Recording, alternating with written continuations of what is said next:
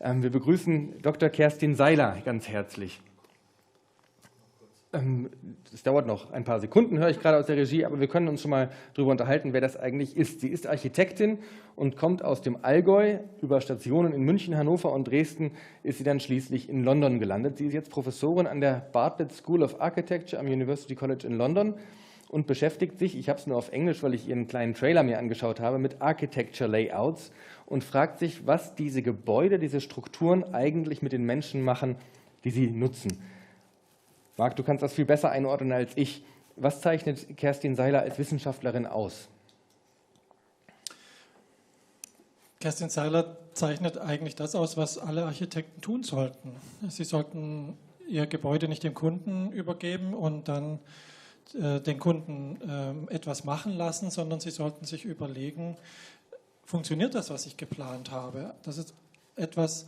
Gibt es ein Feedback, gibt es eine Untersuchung, ob die Planung und die Voraussetzungen, die ich hatte, ob die auch eingetroffen sind? Und das ist Wissenschaft und das ist Wissenschaftlichkeit und das ist wissenschaftliches Arbeiten. Im Grunde genommen ist Kerstin Seiler dabei, Architektur als Wissenschaft zu etablieren.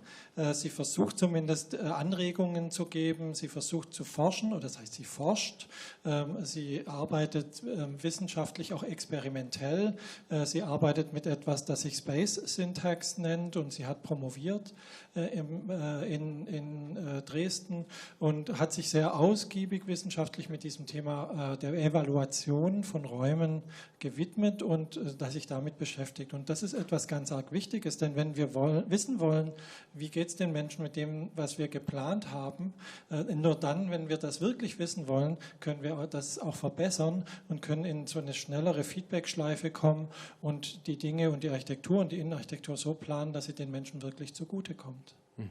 Als du gesprochen hast, ist mir das Stichwort Architekturevaluation in den Kopf gekommen und dann hast du es selber erwähnt, also in diese Richtung geht es.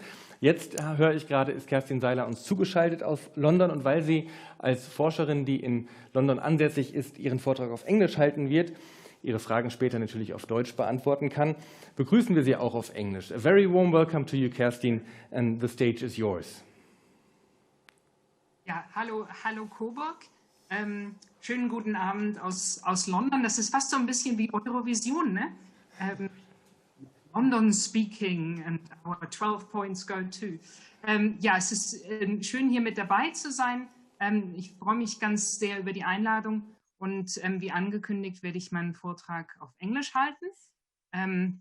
Werde jetzt mal zu meinem Vortrag rübergehen. Der sollte jetzt gleich bei euch hier auftauchen. Genau. What I want to talk about this evening is encounters and avoidance and what we can learn from workplace science for the future of work. I've been introduced as a scientist and that's how I would see myself as well. I am an architect by training, but I also describe myself as a sociologist at heart. So I'm looking at architecture and at the built environment from the social perspective, from the human angle, but also seeing how we can treat architecture as a science in its own right. So when we talk about encounters and avoidance, we have to think about the office and how the office looks like, or the reality as we knew it. This is a very typical picture from an office in London, a big open plan, but how do those spaces actually work and how do people feel about their offices? We can first of all look into surveys that have been done with office occupants. There is one study by Leesman where one question is, my current workplace enables me to work productively. And it's always interesting to see what percentage of people actually agree. And in this case, it's 58%. This is a worldwide global survey of hundreds of thousands of people. And that's an interesting clue because it tells us that not everyone is quite happy with how the workplace works for them. The second piece of data, average employee engagement worldwide, comes from the Gallup Survey. And they have 15% of respondents actually say that they feel engaged with their employers. Now that's shockingly low. So we have to ask ourselves, what happens with the office, and where are we going wrong? What's happening that people do not feel attached to their offices? The media is reporting quite, well, how shall I say that? In quite strong words about the office, also about the open plan office. I think this is my favorite headline by The Guardian. Open plan offices were devised by Satan in the deepest caverns of hell. I don't think there's much you can add on top of that. But also there's other research that is being cited in the media. And for example, this one, and this was from last year, about the open plan office again, and that it will be replaced by the COFFICE, which is supposed to be a combination of the coffee house and the office. And in that article, they do quote, we are interrupted every 3 minutes. It takes us between 8 and 20 minutes to get back into that thought process. Email, we get too much, meetings, colleagues, it's all distracting. What's interesting is when you begin to apply a scientific lens to that and kind of think, is that plausible? So is that possible? We're interrupted every 3 minutes. That sounds very dramatic. But even I can do the simple maths here that it doesn't go together. If it takes me between 8 and 20 minutes to get back, I can't be interrupted every 3 minutes, or I'd be never thinking. So as a scientist, I was digging deeper into that and looked up the original study that was done and where that article was based on. And there is indeed a study, one single case study. And what they looked at was staff switching what they called a working sphere. So that's a cluster of activities. So for example, an event organizer who organizes an event, they might write an email, they might speak to their co-workers. But if that all is connected to them organizing that event, that's a working sphere. And they would switch working spheres on average every 11 minutes. So I think what the message is here is to really look deeper into reporting, into how we make sense of data and what is actually going on in the reality of office life. Now, of course, it feels very strange to talk about the office when actually none of us is in the office, but we'll come to that. What's quite interesting as well is that when designers take decisions, they rarely think about that data and about evidence, about scientific thinking. This data here is from a survey of 420 architects and designers published in the Evidence-Based Journal from 2014. And of those people queried, 68% never reviewed any literature when they did their design decisions. 71% never did a post-occupancy evaluation. Only 5% undertook some formal way of post-occupancy analysis, and only 1% did so in a rigorous manner. However, in the same study, 80% of participants said they would welcome more information on the impact of design on users. So apparently there's a big gap between the lack of evidence-based decision-making and the wish to have more information on that. So it's that level that I think is very interesting to think about as a scientist. How can we provide more data? How can we provide more insights so that designers, when they take decisions, they can base their decisions on scientific thinking and scientific evidence? But of course, the reality that has hit us all is COVID-19. And I'm doing a very different talk today than I would have done if I had been able to travel to Coburg, because I think the last few weeks, they have changed us all. The reality of what office life means under COVID-19 conditions is a very different kind of office from what we used to have. This article was written by an employee of Gensler, where in Beijing, they could come out of the lockdown already. And it's a very dystopian read of the kinds of things they have to do to maintain distancing, the amount of times they have to queue, their temperature being taken, the amount of times they have to use disinfectant, still having to stay away from their colleagues. So that challenges us to think about the office that we used to think about as a model for encounter, and suddenly we have to think about it as a model of avoidance. And that leads me to a more theoretical and scientific underpinning of how we could think about the office as a building type. A lot of my work is based on Bill Hillier and Julian Hansen around space syntax, which is a social theory of architecture. And what this theory would suggest we think of buildings is of their social mechanisms. Now, Hillier and Hansen, they would argue that buildings do two different things. So they provide a mechanism for bringing people together or for keeping people apart.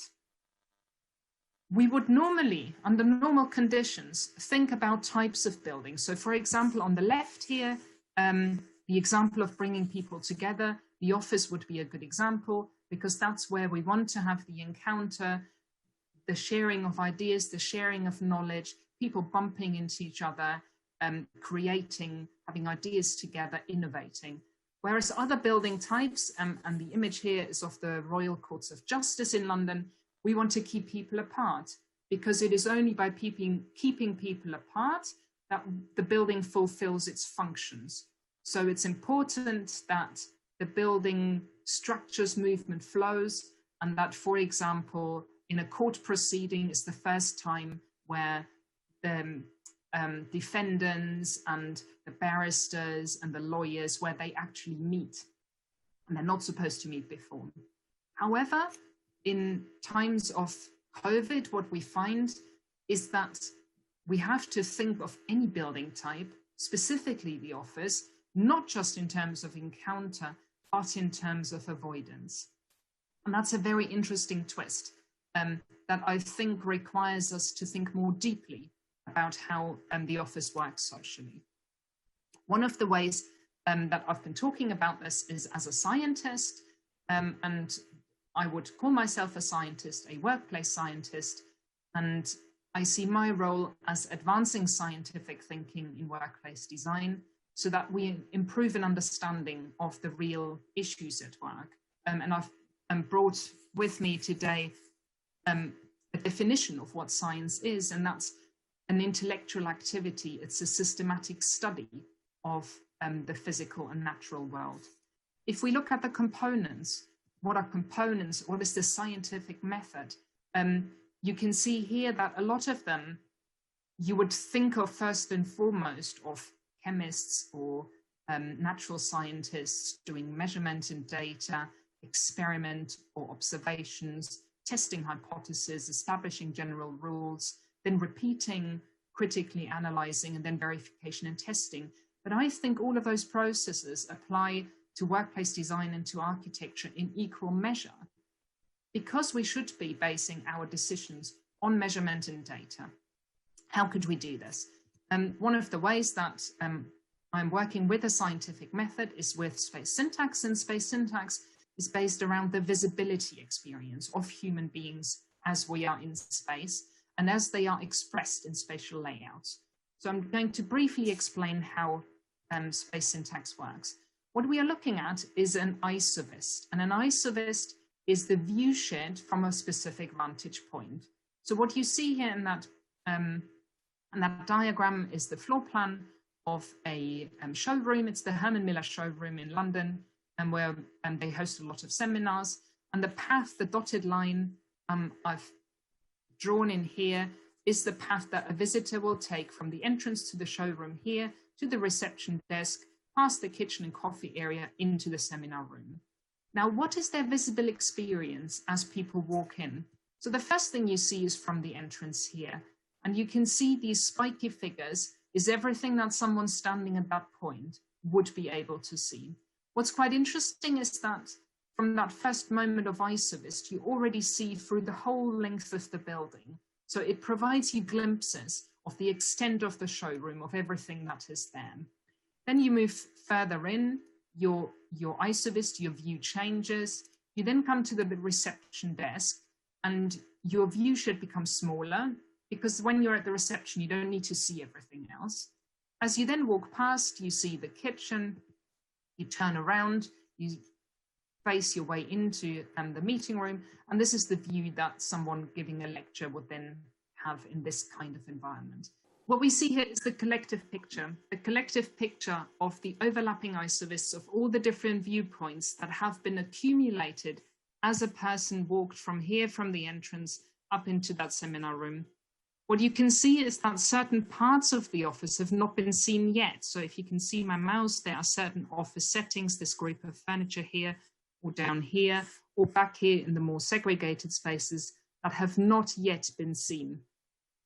If we now do this systematically, so we do this analysis from every different viewpoint in the office, and what we then get is a strategic visibility or usage pattern diagram, what we call a visibility graph, and it's a heat map. It shows areas in red that we would expect to be seen more often, and areas in cooler colors, in green and turquoise and blue, that will be seen less frequently. If we imagine that there's little people coming from everywhere to everywhere and looking into all of those different angles of the building. Why does it matter? Our research has shown that areas that are more red in those diagrams are frequented more often, they receive more movement, and with more movement comes more encounter, more opportunities to bump into people, to talk to people, to experience social encounters. Now, if we take that and think about how can we use that in office planning, I've got an example here of an existing design brief that designers might get. You have a building that's an existing floor plate, and we have some requirements for enclosed space that are listed here as these kinds of boxes. Those could be cellular rooms or smaller or larger meeting rooms. And the question to the designer is now, how would you allocate those rooms into that floor plan and shape? And this is a real example, by the way. This is an office building in London. So how would you do that? Now, designers often design in options and in variations. So they might come up with those 7 different options. So you can see how those meeting rooms have been grouped and clustered in different kind of ways, and sometimes aligned here or here, sometimes all clustered together, broken up into the different locations of the floor plan. The important question is now, how do we choose? So how do we know, either as a client or as a designer, which of these 7 different options would be the best? The question of the best is, of course, best for what? But how do you communicate that to clients, and how do you choose? Now, if you looked at these different options, it would be very hard to see the differences for social life that might emerge. However, if we run all of them through the analysis, we can see those differences emerging really clearly. For example, in clustering of red areas and green areas, of taking out. So for example, this option up here has these 2 big areas in red, but it has only small open plan areas that would be most frequented. You can see that the distribution, this option, for example, has more opportunities for segregation, or this one here has these 2 spaces that are very segregated. So suddenly with that analysis tool, it gives us a language, it gives us a way to speak about these different options, also together with the client. And clients understand this type of visualization really intuitively and really well. So how do we now decide what is the best one? Well, we might say that in times of bringing people together, we would choose an option like this, option 1, where you would have these large open areas with lots of intervisibility and all those view sheds coming in and out. That could be the case. The way we would look at this is we would still think and see what are the affordances, what are the potentials for movement, for encounter, for behaviors. So just as an example, think of these meeting rooms here as meeting rooms that would be used by HR. And if you are, as a member of staff, if you're called into a meeting with HR, very often that's not good news. In this case, if the meeting takes place in these meeting rooms, you would walk along here. This would be an open plan office. Everyone would see that you go into a meeting room with HR. Now, you could argue that that's fine because we're an open, transparent company and it's exactly the right thing for us. Or you might say, actually, HR shouldn't meet in those meeting rooms. They should actually meet down here because then fewer people see people disappearing into the meeting rooms. So there's two things that overlay each other. One is the design and the floor plan, creating opportunities, and then how an organization uses these opportunities. We might also say that in times of COVID, that our priorities change and that we would choose a different office if we would be able to choose. And we might choose one where you create natural segregation into those different areas. Now, I'm not saying that we should redesign our offices because we have a temporary pandemic, but I think it offers an interesting way to think through the different kinds of needs and requirements of an office and how we would evaluate them. Now, will COVID-19 change the workplace forever? I think that's the £1 million or euro question here. The way that I would think about this, rather than think about excessive ways of distancing, or can everyone now work remotely, I would like to think of the office as a social place, as the place for meaningful encounters. And if we want to have great places to work, and if we want to create community, how do we do that? If we think of two types of tasks that most people in the knowledge society will have to do, complex tasks and simple tasks, they have very different kind of mechanisms. So complex tasks are often tricky topics, require tacit knowledge, require trust, and those, I would argue, are still best face-to-face. Transactional tasks, recurring topics, stable relationships, explicit things, we can do very easily remotely. So we can very easily have online conversations, for example, that are scheduled. But what's very hard is unscheduled, unplanned encounters that give rise to creativity, to our sense of community, and requires us to think about we're humans, we're social beings. So I would suggest that we still need to hold on to the office as a place for creating community and for creating encounters.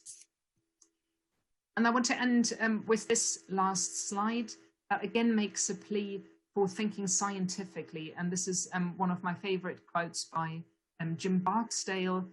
Those of us who still know the days of Netscape. He said, if we have data, let's look at data. If all we have are opinions, let's just go with mine. And that's the spirit in which I think we need to discuss office, is to think about data and not opinions. With that, can I hand back to Coburg?